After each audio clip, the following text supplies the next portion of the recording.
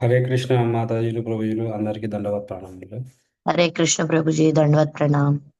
హరే కృష్ణ. హరే हरे కృష్ణ. कृष्ण प्रभु जी दंडवत प्रणाम। హరే కృష్ణ మాతాజీ. హరే కృష్ణ. हरे कृष्ण हरे प्रभु जी कृष्ण प्रभु जी दंडवत प्रणामाल प्रभु जी हरे कृष्ण। हरे कृष्ण प्रभु जी दंडवत प्रणामाలండి। हरे कृष्ण। हरे हरे कृष्ण कृष्ण प्रभु प्रभु जी जी दंडवत दंडवत प्रणाम प्रभु जी। प्रणामाలండి। హరే కృష్ణ. హరే కృష్ణ ప్రభుజీ దండవత్ ప్రణామాలు. హరే కృష్ణ ప్రభుజీ.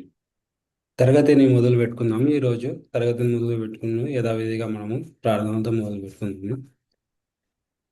నమో విష్ణుపాదాయ కృష్ణప్రేష్ఠాయ భూతలే శ్రీమతే భక్తి వేదాంత స్వామిన్నితి నామినే నమస్తే సారస్వతే దేవే గౌరవాణి ప్రచారిణి నిర్విశేష శూన్యవాది పాశ్చాత్య దేశతారిణి జయ శ్రీ కృష్ణ చైతన్య ప్రభు నిత్యానంద శ్రీ అద్వైత గదాధర శ్రీవాసాది గౌరభక్త వృంద హరే కృష్ణ కృష్ణ కృష్ణ హరే హరే హరే రామ రామ రామ హరే హరే. ఈరోజు మనం हरे చర్చించుకోబోయే कृष्ण శ్లోకం प्रभु जी दंडवत प्रणाम प्रभु जी। హరే కృష్ణ हरे మాతాజీ. कृष्ण प्रभु दंडवत प्रणाम। హరే కృష్ణ हरे మాతాజీ. कृष्ण प्रभु जी हरे कृष्ण प्रभु जी दंडवत प्रणाम। ధన్యవాదాలు ప్రభుజీ. ఈరోజు మనం చర్చించుకోబోయే శ్లోకము రెండవ అధ్యాయంలోని 31వ శ్లోకం చర్చించుకోబోతున్నాము. రెండవ అధ్యాయము ఇది సంగ్రహంగా గీత మొత్తం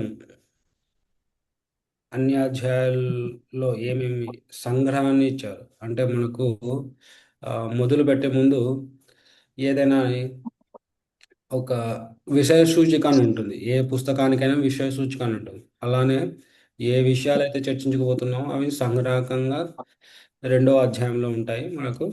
అందులో ఈ మొదటి అధ్యాయంలో చెప్పిన అర్జునుడు చెప్పిన 5 కారణాలు, యుద్ధం చేయకపోవడానికి గల కారణాలు అవి కొన్ని భౌతికమైనవి ఉన్నాయి, కొన్ని ధర్మశాస్త్ర అనుసారంగా ఉన్నాయి. వాటన్నిటిని కృష్ణుడు ఇందులో వివరణ ఇస్తూ వచ్చారు సంగ్రహంగా. ఇంకా మళ్ళీ వివరణాత్మకంగా 2, 3, 4 అధ్యాయాలు నిష్కామ కర్మయోగము, కర్మయోగము, స్వకామ కర్మయోగము, నిష్కామ కర్మయోగము, వివిధ ఆ, జ్ఞానయోగము, వివిధ వివిధ రకాలైన యోగ పద్ధతులు ఇవన్నీ ఇస్తూ వస్తారు. అది వివరాత్మకంగా ఉంటాయి. ఇప్పుడు రెండవ అధ్యాయంలోని 31వ శ్లోకం చదువుదాము. చదివిన తర్వాత దాని భావం భాష్యం చూసి మనం వివరణలోకి వెళ్దాం. చదువుతున్నాను. స్వధర్మమపి చావేక్ష నా వికమితుమర్హసి ధర్మ్యాది యద్ యుద్ధశ్రేయోన్యాత్ క్షత్రియస్య న విద్యతే. స్వధర్మం స్వీయ ధర్మము అపి కూడా చ నిజముగా ఆవేక్ష తలచి వికంపితుం సంశయించటం నా అర్హసి నీకు తగదు. ధర్మ్యాత్ ధర్మానుసారము హి నిజముగా యుద్ధాత్ యుద్ధము చేయడం కంటే శ్రేయ మేలైన కార్యము అన్యాత్ వేరొకటి క్షత్రియస్య క్షత్రియునికి న విద్యతే లేదు. ఇది భావం చూద్దాము. క్షత్రియునిగా నీ విశేషమైన విధిని తలచి ధర్మానుసారము యుద్ధము చేయడం కంటే నీకు శ్రేయోదాయకమైన కార్యము వేరొకటి లేదని నీవు తప్పక తెలుసుకోవాలి. కనుక సంశయించవలసిన అవసరం లేదు. భాష్యము భాష్యము చదవటం లేదు. భాష్యము మనం వివరణలోకి వెళ్దాము. ఇది ఏం చెప్పారు తర్వాత కృష్ణుడు ఇక్కడ వివరణ ఇస్తున్నారు. ఐదు ఐదు ఐదు కారణాలు చెప్తారు కదా అర్జునుల వారు. 1వ అధ్యాయంలో, 2వ అధ్యాయం మొదట్లో కూడా ఒక కారణం, చివరి కారణం. ఇలా పోయిన కొన్ని శ్లోకాల్లో భగవంతుడు జ్ఞానం ద్వారా అంటే ఈ ఆత్మస్వరూపులము, మనమందరం ఆత్మస్వరూపులము, ఆత్మ నాశనం లేనిది, ఇవన్నీ ఇస్తూ వచ్చారు. అది దేనికి వివరణగా ఇచ్చారు? భగవంతుడు అర్జునుడు శోకిస్తున్నాడు. తర్వాత తన బంధువుల పట్ల కరుణ చూపుతుంది. అయ్యా, మనము ఆత్మస్వరూపులము. ఈ ఆత్మ నశించదు. ఈ ఆత్మ కేవలము శరీరాలు మారుస్తూ ఉంటుంది. ఈ జన్మలో వీరు నీ బంధువులు, మరొక జన్మలో వీరు ఇంకొక శరీరం పొందుతారు. అలా కేవలము ఈ ఆత్మ సంబంధమైన బంధము కరుణ కరుణ కాదు అనేసి జ్ఞానాన్ని ఇచ్చారు. ఆ రెండిటి కారణాలకు పోయిన శ్లోకాల్లో ఆత్మకు సంబంధించిన జ్ఞానాన్ని ఇచ్చారు. ఇప్పుడు ఈ శ్లోకాల్లో 31 నుంచి ఇంకా రాబోయే కొన్ని శ్లోకాల్లో ఏంటంటే ఆ, కృష్ణుడు ఆ, నేను వీరినందరూ చంపి నేను ఎలా సుఖంగా ఉండగలను అని చెప్పారు కదా అర్జునుడు. వీరందరూ చనిపోతే నేను రాజ్యాన్ని తీసుకొని నేను ఎవరికి చూపించాలి, ఎవరితో సుఖంగా ఉండాలనేసి ఆ, చెప్పడం జరిగింది. అది భౌతికమైన సుఖం ఎవరితో అనుభవించాలి అనేసి, ఈ రాజ్యం ద్వారా వచ్చిన సుఖాన్ని ఎవరితో అనుభవించాలి, నా బంధువులందరూ చనిపోతారు, నేను చంపేస్తే నా బంధువులందరూ చనిపోతారు అనేసి ఆ కారణాన్ని ఇక్కడ కృష్ణుల వారు ఆ కారణానికి వివరణ ఇవ్వడం జరుగుతోంది. ఆ వివరణ ఇక్కడ ఏంటంటే నిజమైన సుఖం అంటే భౌతికమైన సుఖమే, ఆధ్యాత్మిక సుఖం కాదు, భౌతికమైన సుఖము. ఏంటంటే ఓ మనిషి తన విధిని అనుసరించడం ద్వారా భౌతికంగా నిజమైన సుఖాన్ని పొందుతారు అనేసి ఇక్కడ కర్మకాండ విభాగంలో చెప్పబడినటువంటి ఇది అత్యుత్తమైన ధర్మం కాదు. ధర్మం మళ్ళీ అత్యుత్తమైన ధర్మం భాగవతంలో వచ్చినట్లు స్వధర్మం అంటే భగవంతునికి ఏ లాభాపేక్ష లేకోకుండా ఏ నిరంకటంగా మనము భగవంతునికి ఏదైతే సేవ చేస్తామో అది స్వధర్మం. అదే స్వధర్మం, అత్యుత్తమైన స్వధర్మము. అది ఎప్పుడు మనకు స్వధర్మం అవుతుంది? స్వధర్మం రెండు రకాలుగా ఉంటాయి. ఒకటి భౌతికమైనటి, ఒకటి ఆత్మకు సంబంధించిన స్వధర్మం అని ప్రభుపాదుల వారు వివరణాత్మకంగా చివరిలో ఇచ్చారు. ఇవన్నీ స్వధర్మం గురించి కూడా చూద్దాము. ఇప్పుడు ఏంటంటే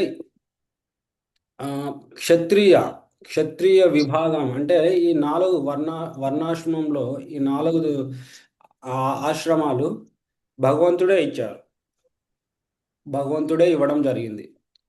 మరి అత్యున్నతమైన మన ఆత్మకు సంబంధించిన ధర్మాన్ని కూడా భగవంతుడే ఇవ్వడం జరిగింది. ఎలా అర్థం చేసుకోవాలి? మరి భగవంతుడు కేవలము ఆత్మకు సంబంధించిన జ్ఞానాన్ని ఒకటి ఇస్తే సరిపోతుంది స్వధర్మము. మరి ఇంకొక స్వధర్మము ఇది కర్మకాండ విభాగంలో ఇది ఏంటంటే మెట్ల ద్వారా మనము మోక్షాన్ని చేరుకోవడం అలా అవుతుంది. మెట్ల ద్వారా అత్యున్నత స్థాయికి చేరుకోవడం అవుతుంది. ఇది కష్టతరమైంది, కానీ భగవంతుడే ఇవ్వడం జరిగింది.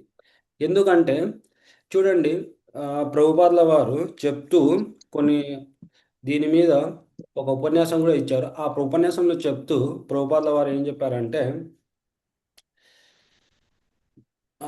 వివిధ రకాలైన జనులు ఉంటారు. జనులు మొట్టమొదటిగా వారి దగ్గరికి వెళ్ళి నువ్వు ఆత్మస్వరూపుడవి, నువ్వు ఈ భౌతికమైన దేహం కాదు అని చెప్పడం ద్వారా వారు అర్థం చేసుకోలేరు. ఆ స్థాయిలో వారు అర్థం చేసుకోలేరు. వాళ్ళు దేహాత్మ బుద్ధిలో ఉంటారు కాబట్టి అర్థం చేసుకోలేరు కాబట్టి స్వధర్మము వారికి అర్థం కాదు. అంటే మనకు ఆత్మకు సంబంధించిన ధర్మం అర్థం కాదు. భగవంతునికి సేవ చేయాలి, భగవంతునికి నిరాంకటంగా నిష్పక్షపాతంగా సేవ చేయాలి, అదే స్వధర్మం. అంటే మనం ఎవరు దేహాత్మ బుద్ధిలో ఉన్నవారు, బంధనాల్లో చిక్కుకున్నవారు ఎవరు అర్థం చేసుకోలేరు, సామాన్య జనులు. కాబట్టి భగవంతుడు ఏం చేశారు? ఆ స్థాయికి రావడానికి వర్ణాశ్రమాన్ని ఇచ్చారు. ఇది అత్యున్నతమైనదేం కాదు, కానీ సామాన్య జనులను ఒక స్థాయి నుంచి ఇంకో స్థాయికి అత్యున్నత స్థాయికి రావడానికి ఈ వర్ణాశ్రమ ధర్మం సహకరిస్తుంది కాబట్టి వారు ఆ స్థితిలో అర్థం చేసుకోలేరు కాబట్టి వర్ణాశ్రమ ధర్మాన్ని ఇచ్చారు. వర్ణాశ్రమ ధర్మాన్ని ఈ వర్ణాశ్రమ ధర్మంలో బ్రాహ్మణ, క్షత్రియ, వైశ్య, శూద్ర ఈ మనకు భగవంతుని యొక్క శిరస్సు, భుజాలు, తర్వాత ఉదరము, తర్వాత పాదాలు, ఇలా ఆ, భగవంతుని అంగాలే మనని చెప్పాల. ఇప్పుడు మనము ఏంటంటే ఇప్పుడున్న సమాజంలో కులాలతో కలిసి వర్ణాశ్రమ ధర్మము కులాలతో కలిపేశారు. కులాలతో కలిపి అయ్యో శూద్రుడు అంటే నీచమైన కులం వాడు కాబట్టి వారిని తక్కువ తక్కువ స్థాయిలో చూస్తారు. ఇవన్నీ కులాలతో మిళితమైన ఇది కాదు వర్ణాశ్రమ ధర్మం అంటే. ఆ, అంటే శుద్ధమైన వర్ణాశ్రమ ధర్మం ఏంటంటే భగవంతుని అంగాలే అవి కూడా. ఎవరైనా కానీ తన వర్ణంలో ఏదైతే స్వధర్మాలు ఉన్నాయో అవి పాటిస్తూ ఉంటే భగవంతుని ఖచ్చితంగా చేరగలుగుతారు. అది క్షత్రియుడు ఈ శ్లోకంలోనే చెప్తారు. క్షత్రియుడు చంపడము ధర్మం, స్వధర్మం, క్షత్రియుని ధర్మం. చంపడం ఏంటంటే సాధారణంగా చంపడం అంటే అది మహాపాపం. కానీ క్షత్రియుడికి స్వధర్మము చంపటం, యుద్ధంలో శత్రువులను చంపటము, తర్వాత ఆ యుద్ధాన్ని చేయటానికి శిక్షణగా అడవిలో ఉన్న జంతువుల్ని చంపటము, క్రూరమైన జంతువుల్ని చంపటము, ఇవన్నీ శిక్షణలో భాగము. ఇవి స్వధర్మం కిందికి వస్తాయి. కాబట్టి ఇవి పాప కార్యాలు కాదు. అలాగే బ్రాహ్మణుడు తన యజ్ఞ యాగాదులు చేసేటప్పుడు కొన్ని యజ్ఞాల్లో బలిని ఇవ్వాలి, పశువులను బలి ఇవ్వాలి. పశువులను బలి ఇస్తే మామూలుగా పశువులని బలి తీసుకుంటే కనుక మనకు ప్రకృతి నియమాలను బట్టి అది మహాపాపం. దాని కర్మానుసారంగా మళ్ళీ వచ్చే జన్మలో మనము ఆ పశువు చేత వధించబడతాం, ఇవన్నీ. కానీ బ్రాహ్మణుడు ఆ యజ్ఞంలో ఆ వర్ణంలో ఆ బ్రాహ్మణుల వర్ణంలో ఆ యజ్ఞానికి అనుగుణంగా ఆ యజ్ఞంలో ఇచ్చిన విధానాలకు అనుగుణంగా పశువులని సంహరిస్తే ఆయనకు స్వర్గం చేకూరుతుంది అనేసి ఇక్కడ ఇవ్వడం జరిగింది. అంటే అది కూడా పాపం కాదు. ఇప్పుడు మనమే చాలా చోట్ల శ్రీల ప్రభుపాదుల వారు ఒక ఉదాహరణ ఇస్తూ వచ్చారు. ఏంటంటే ఒక సైనికుడు యుద్ధరంగంలో యుద్ధం చేసి సంహరిస్తే, చంపితే అది పాపం కాదు. అంటే అది శిక్షార్హం కాదు, ప్రభుత్వం చేత శిక్షార్హం కాదు. అదే నువ్వు సైనికుడిగా ప్రజల మధ్యలోకి వచ్చినప్పుడు ప్రజలకు అనుగుణంగా ప్రజల్ని చంపితే అది శిక్షకు అర్హమవుతుంది. అలానే వర్ణాలు కూడా భగవంతుడు ఇచ్చినవి కాబట్టి వర్ణానుగుణంగా నువ్వు నీ స్వధర్మాన్ని అనుసరిస్తే అవి శిక్షార్హం కావు, అవి పాపాలు కావు, అవి ఉన్నతిని చేకూరుస్తాయంటే అవి నిన్ను ఊర్ధ్వలోకాలకి, స్వర్గలోకాలకి పోవడానికి సహకరిస్తాయి అనేసి ఇక్కడ ప్రభుపాదుల వారు భాష్యంలో ఇస్తూ వచ్చారు. అంటే ఇక్కడ ఏంటంటే నువ్వు ఒకవేళ యుద్ధం చేసిన తర్వాత నువ్వు అర్జునుడికి చెప్తున్నారు, నువ్వు యుద్ధం చేస్తే నువ్వేం నష్టపోవు. ఎందుకంటే నువ్వు ఒకవేళ వీళ్ళు చనిపోయినా కానీ నీకు రాజ్యం వస్తుంది. అది భౌతిక సుఖమైన రాజ్యం వస్తుంది. ఒకవేళ యుద్ధంలో నువ్వు చనిపోతే అది ఊర్ధ్వలోకాలకి, స్వర్గలోకాలకి వెళ్తావు. మరణించిన ఇక్కడ క్షత్రియుని ధర్మంలో నువ్వు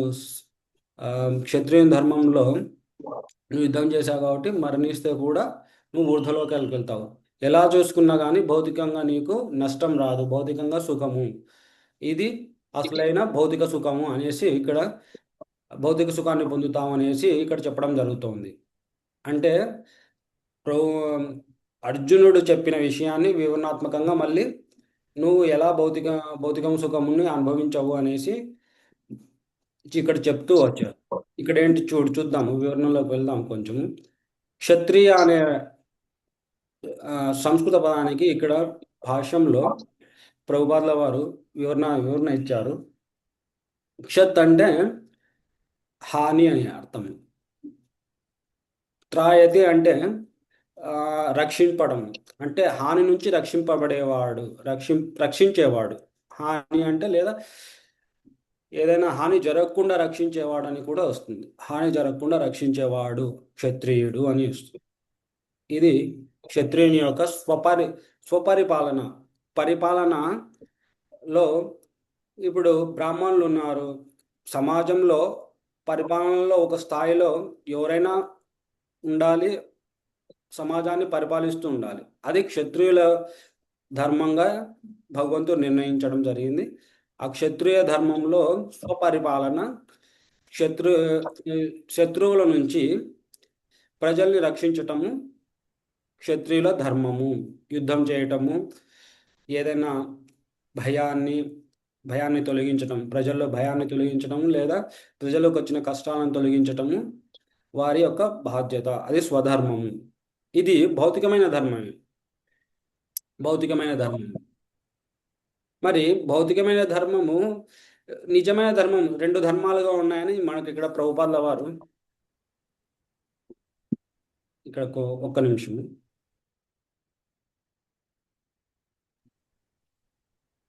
రెండు ధర్మాలు ఉన్నాయని చెప్తున్నారు. ఇక్కడ భాషల్లో చివర్లో రెండు ధర్మాలు ఉన్నాయి. అవి ఒకటి భౌతికమైన ధర్మం, భౌతిక శరీరానికి సంబంధించిన ధర్మం ఏదంటే వర్ణాశ్రమ ధర్మం. దైవీ వర్ణాశ్రమ ధర్మం అది వేరు. దైవీ వర్ణాశ్రమ ధర్మం ఏంటంటే కృష్ణునికి సేవ, కృష్ణ సేవ అనేది మధ్యలో మనం కృష్ణుని మధ్యలో పెట్టుకొని వర్ణాశ్రమ ధర్మాన్ని పాటిస్తూ ఉంటాము. దైవీ వర్ణాశ్రమ ధర్మం ఇది కేవలం వర్ణాశ్రమ ధర్మం. వర్ణాశ్రమ ధర్మము ఇది భౌతికమైన శరీరానికి సంబంధించినది. అది ముక్తికి దారి తీస్తుంది. ముక్తికి సోపానం అంటే ముక్తికి దారి తీస్తుంది. ఒక జీవుడు ముక్తుడైన తర్వాత స్వధర్మం ఏంటంటే ఇది అత్యున్నతమైన ధర్మము, ఇది ఆత్మకు సంబంధించిన ధర్మము అనేసి చెప్తూ వచ్చారు. కానీ చివర్లో భాష్యంలో మళ్ళీ ప్రభుపాదుల వారు ఏం చెప్పారంటే ఈ స్వధర్మాన్ని ఒక శిక్షకుని ఆధ్వర్యంలో చేస్తే మనకు పరిపూర్ణత లభిస్తుంది అని చెప్తారు. వర్ణాశ్రమ ధర్మమైనా కానీ ఒక శిక్షకుడి ఆధ్వర్యంలో మనం చేయగలిగితే అది మనకు ముక్తిని తెస్తుంది. ఆ ముక్తి ద్వారా మనకు మళ్ళీ ఈ నిజమైన స్వధర్మము ఏంటంటే ఆత్మధర్మము, భగవంతుని సేవ అనే స్థాయికి రాగలుగుతాము అనేసి మనం ఇక్కడ ప్రభుపాదుల వారు చెప్పారు. అంటే గురువు యొక్క ప్రాముఖ్యత కూడా మనకి ఇక్కడ చెప్పడం జరిగింది. ఇక్కడ ఏంటంటే గురువు ఆధ్వర్యంలో వర్ణాశ్రమ ధర్మాన్ని పాటిస్తూ ఉంటే, అంటే ఒక శిక్షకుడి ఆధ్వర్యంలో మనం వర్ణాశ్రమ ధర్మాన్ని పాటిస్తూ ఉంటే ఆయన ద్వారా మనకు భక్తి లభిస్తుంది, అత్యున్నతమైన ధర్మం లభిస్తుంది అనేది ఇక్కడ ప్రభుపాదుల వారు ఇవ్వడం జరుగుతుంది. ఇంకా కొన్ని వివరణ చూద్దాము. ఇక్కడ ఏంటంటే అదే మనం చెప్పుకున్నాం కదా, క్షత్రియులు శిక్షణ కోసము అడవికి వెళ్తారు. అక్కడ క్రూరమైన మృగాలను చంపుతారు. చంపిన మృగాలని రాజపద్ధతిలో రాజమర్యాదలతో దహన సంస్కారాలు చేస్తారు. ఆ చేసిన ఇంకో విషయం ఏంటంటే బ్రాహ్మణులు ఏవైతే మనకు యజ్ఞాల్లో సమర్పిస్తారో ఆ జంతువులకు కూడా మరి జంతువులు చనిపోయిన తర్వాతి జన్మనే మనుష్య జన్మ లభిస్తుంది. వాటికి మనుష్య జన్మ లభిస్తుంది. ఈ పరిణామ క్రమంలో 20 లక్షల జీవరాశుల్లో వాని కర్మానుసారంగా జీ ఆ దేహాలను తీసుకోకుండా తర్వాతి జన్మనే మనుష్య జన్మ లభిస్తుంది. ఆ జీవికి ఉన్నతి లభిస్తుంది అనేసి ఇక్కడ చెప్పడం జరుగుతుంది. అంటే జీవికి ఈ జీవికి హరే కృష్ణ, హరే కృష్ణ మాతాజీలు, ఈ జీవికి అత్యున్నతమైన స్థానం లభిస్తుంది. ఈ జీవిని సంహరించిన వారికి కూడా అత్యున్నతమైన స్థానం లభిస్తుంది అనేసి ఇక్కడ, అంటే ఇది పాపకార్యం ఏం కాదు అనేసి వారి వర్ణానికి అనుగుణంగా ఏవైతే చెప్పారో అవి పాపకర్మలు కావు అనేసి ఇక్కడ మనం అర్థం చేసుకోవాలి.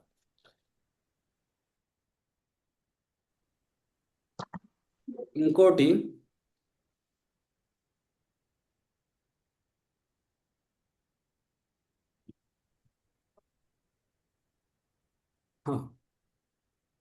అర్జునుడు ఇంకో విషయం ఏం చెప్పారంటే, ఇంకొక కారణం ఏం చెప్పారంటే, నాకు పాపం లభిస్తుంది. ఒక కారణం ఏంటంటే, నేను నా భౌతిక సుఖాన్ని కోల్పోతాను. వీరందరూ చనిపోవడం ద్వారా నేను రాజ్యం లభించినా కానీ నాకు భౌతిక సుఖం ఉండదు అనేసి ఇక్కడ, దానికి ఏంటంటే కృష్ణుల వారు ఈ భౌతిక సుఖము, నిజమైన భౌతిక సుఖం ఏంటంటే, నువ్వు ఒకవేళ ఈ యుద్ధంలో గెలిచిన తర్వాత నీకు ఈ మొత్తం రాజ్యం లభిస్తుంది, అప్పుడు భౌతిక సుఖం లభిస్తుంది. లేదా నువ్వు యుద్ధంలో చనిపోతే నీకు ఊర్ధ్వలోకాలు, స్వర్గలోకాలు లభిస్తాయి. ఇంకొక కారణం ఇంకొక కారణంకి ఏం చెప్పారంటే, భగవంతుడు ఏవైతే నాకు పాపం లభిస్తుంది అనే దానికి ఇక్కడ ఏంటంటే, పాపము నీ ధర్మాల్లో, నీ వర్ణానికి అనుగుణంగా ధర్మాల్లో ఏవైతే నీకు ఇచ్చినారో అవి చేస్తే నీకు పాపం లభించదు. ఒకవేళ అది వర్ణాశ్రమ ధర్మాన్ని ధర్మాలను పాటించకపోతే నిన్ను అవహేళన చేస్తారు, నీకు అది పాపం అవుతుంది. వర్ణాశ్రమ ధర్మంలో ధర్మాల్ని పాటించకపోతే అది పాపం అవుతుంది అనేసి ఇక్కడ రెండవ కారణానికి కూడా కృష్ణుల వారు చెప్తూ వచ్చారు.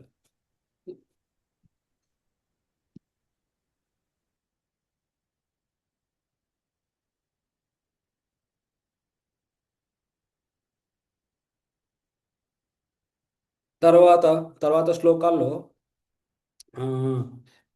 ఈ వివరణనే కొంచెం వివరణాత్మకంగా ఈ కొన్ని శ్లోకాలు 7, 8 నెక్స్ట్ రాబోయే 7, 8 శ్లోకాల్లో ఈ కర్మకాండ గురించే చెబుతూ అర్జునుల వారిని ఒప్పించడానికి ప్రయత్నం చేస్తారు. ఇంతతో తరగతిని ముగిస్తాము. ఇవి ఒక్కొక్క శ్లోకం కాబట్టి అందులో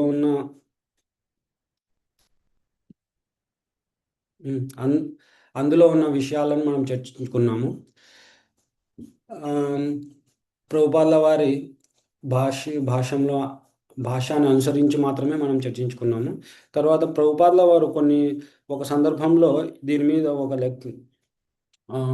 మీద ఒక ఉపన్యాసం కూడా ఇచ్చారు. ఆ ఉపన్యాసాన్ని ఒకసారి మనం గుర్తు చేసుకున్నాము. ప్రభుపాదుల వారు చెప్తూ,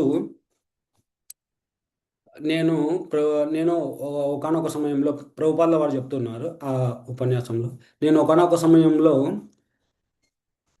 పేపర్ చూశాను. ఆ పేపర్లో ప్రభుత్వము చిన్న స్థాయి పరిశ్రమలను ఏర్పాటు చేయడానికి మేము ప్రజలందరినీ ప్రోత్సహిస్తున్నాము అనేసి ప్రోత్సహిస్తున్నామని చెప్పారు. కానీ వారికి అర్థం కాంటి ఏంటంటే, ప్రభుత్వం వారు ప్రజలందరినీ శూద్రులుగా తయారు చేస్తున్నారు అనేసి ఇక్కడ అందరినీ శూద్రులుగా తయారు చేస్తున్నారు. వారికి వర్ణాశ్రమ ధర్మం ఏంటంటే తెలియదు. వర్ణాశ్రమ ధర్మం అంటే ఆ, ఒక ఆ, బ్రాహ్మణులు ఏ ఏ పని చేయాలి, బ్రాహ్మణులు, క్షత్రియులు, ఇదేంటంటే ఈ కులానికి సంబంధించినది కాదు. ఇప్పుడున్న సమాజంలో కులంతో మిళితమై ఈ బ్రాహ్మణులు అధికులు లేదా శూద్రులు తక్కువ వారనే ఆ, ఈ జాతి విభేదాలు సృష్టిస్తున్నారు. అది అది కాదు. ఏదైతే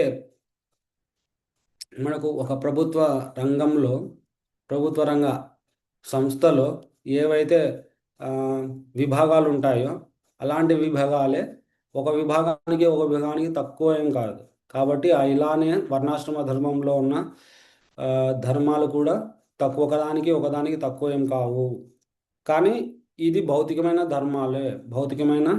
వర్ణాశ్రమ ధర్మం కూడా భౌతికమైన ధర్మాలే. ఎప్పుడైతే కృష్ణుణ్ణి ఆహ్వానిస్తావో లేదా కృష్ణ సంబంధంలో కృష్ణునికి సేవ చేస్తావో అది నిజమైన ధర్మము, అది నీ ఆత్మకు సంబంధించిన ధర్మము అనేసి ఇప్పుడు ప్రభుపాదుల వారు ఇక్కడ ఇవ్వడం జరుగుతోంది.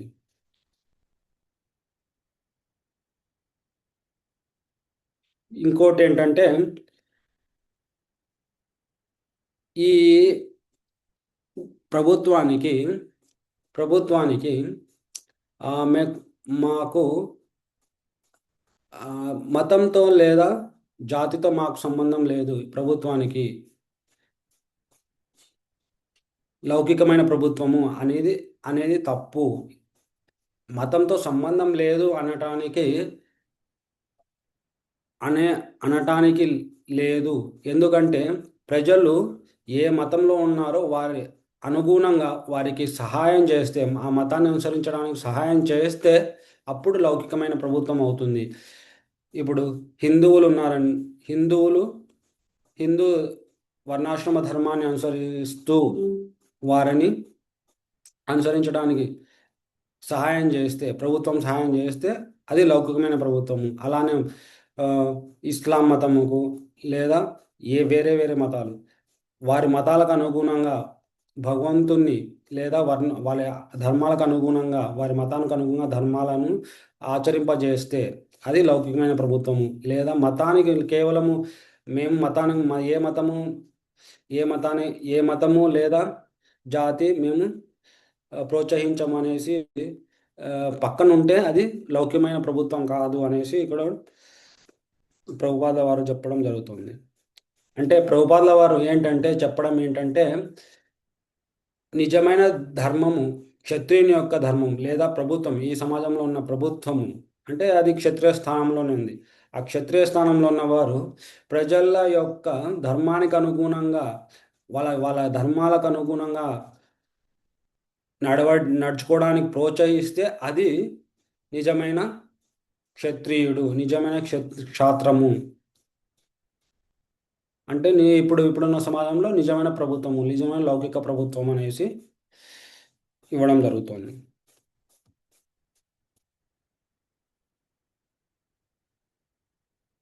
ఇక్కడ ఏంటంటే బ్రాహ్మణుల యొక్క లక్షణాలు, క్షత్రియుని యొక్క లక్షణాలు ఎలా అలవర్చుకోవాలి. బ్రాహ్మణుల యొక్క లక్షణాలు, బ్రాహ్మణుడు కేవలం బ్రాహ్మణుగా పుడితే బ్రాహ్మణ కుటుంబంలో పుడితే బ్రాహ్మణుడు కాదు. అది లక్షణాలు అలవర్చుకోవడానికి గురువు యొక్క శిక్షణ తీసుకోవాలి. గురువు నిర్ణయిస్తారు. ఒక మనిషి యొక్క లక్షణాలను బట్టి గురువు ఆ వర్ణాన్ని నిర్ణయిస్తారు. అంతేగాని కేవలము కుటుంబంలో పుడితే శూద్రుడు కూడా కొన్ని మహాభక్తుడైన సందర్భాలు ఉన్నాయి. అలానే క్షత్రియులు రాజర్షులైన సందర్భాలు ఉన్నాయి, ఋషులైన సందర్భాలు ఉన్నాయి. అంటే ఈ కేవలము వర్ణాశ్రమం అనేది కేవలము ఒక విభాగము లేదా కుటుంబ వారసత్వంగా వచ్చిన విషయం కాదు. అది వారి యొక్క స్వభావాలను బట్టి నిర్ణయించడం జరుగుతుంది. అది కూడా గురువు నిర్ణయిస్తారు. భగవంతుడు చేత నిర్ణయింపబడింది. అందుకే కులాలతో మిళితమైంది. ఇప్పుడు ఎవరైనా మనం వర్ణాశ్రమ ధర్మం శూద్ర వైశ్య క్షత్రియ అంటే కులాలను మిళితం చేస్తారు.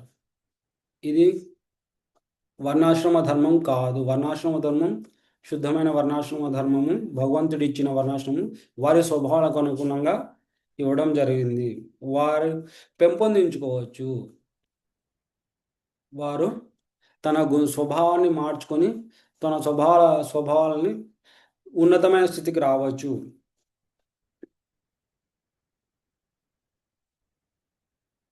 చైతన్య చరితామృతలో కొన్ని అంశాలను ప్రభుపాదుల వారు ఆ ఉపన్యాసంలో ఇవ్వడం జరిగింది. మొత్తానికి ఏంటంటే, ఏదైతే భౌతిక దేహాత్మ బుద్ధి ఉన్న వారికి ఈ వర్ణాశ్రమ ధర్మాన్ని ఇవ్వడం జరిగింది. వారు కూడా కేవలం ఈ వర్ణాశ్రమ ధర్మంలో ఉండిపోమని కాదు, ఈ వర్ణాశ్రమ ధర్మాన్ని అనుసరిస్తూ ఉన్నతమైన ధర్మానికి చేరుకోవడానికే ఈ వర్ణాశ్రమ ధర్మం భగవంతుడు ఇవ్వడం జరిగింది.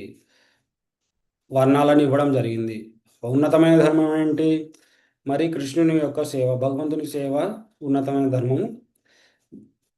దానికి ఆ స్థాయికి రావడానికే ఈ వర్ణాలను ఇవ్వడం జరిగింది. కేవలం వర్ణాలను పాటిస్తూ ఉండడం అని ఎక్కడ చెప్పలేదు. అందుకే ఈ కృష్ణ చైతన్యమే అన్నిటికైనా ఉన్నతమైన ధర్మము అని ఇక్కడ ఇవ్వడం జరిగింది. ఏదైనా సంశయాలు ఉంటే మనం 2-3 తీసుకుందాము, ప్రశ్నలు తీసుకుందాము, లేదా ముగిద్దాం. హరే కృష్ణ. హరే కృష్ణ ప్రభుజీ, దండవత్ ప్రణామాలండి. హరే కృష్ణ. కృష్ణ ప్రభుజీ దండవత్ ప్రణామాలు. హరే కృష్ణ ప్రభుజీ దండవత్ ప్రణామాలు. హరే కృష్ణ ప్రభుజీ దండవత్ ప్రణామాలు.